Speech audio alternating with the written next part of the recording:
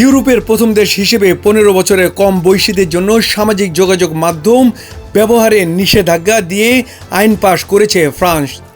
মঙ্গলবার দেশটির পার্লামেন্টে আইনটি অনুমোদিত হওয়ায় সামাজিক যোগাযোগ মাধ্যমে প্রবেশের জন্য বাধ্যতামূলক বদ যাচাইয়ের ব্যবস্থা চালুর পথ তৈরি হয়েছে।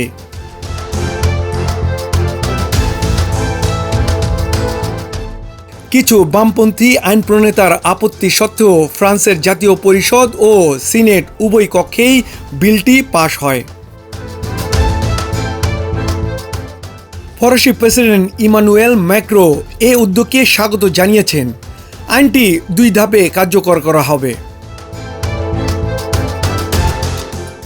প্রথম ধাপে চলতি বছরের সেপ্টেম্বর থেকে 15 বছরের কম বয়সী কেউ নতুন করে কোনো সামাজিক যোগাযোগ মাধ্যমে অ্যাকাউন্ট খুলতে পারবে না। এক্ষেত্রে নতুন সব অ্যাকাউন্টের জন্য বদ যাচাই বাধ্যতামূলক করা হবে। দ্বিতীয় ধাপে 2027 সালে জানুয়ারি থেকে একই নিয়ম বিদ্যমান সব অ্যাকাউন্টের ক্ষেত্রেও কার্যকর হবে।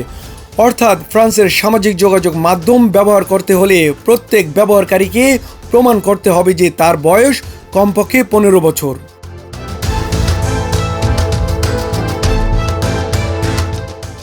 মোয়াজ্জেম হোসেন বিপুল, চলমান বিশ্ব।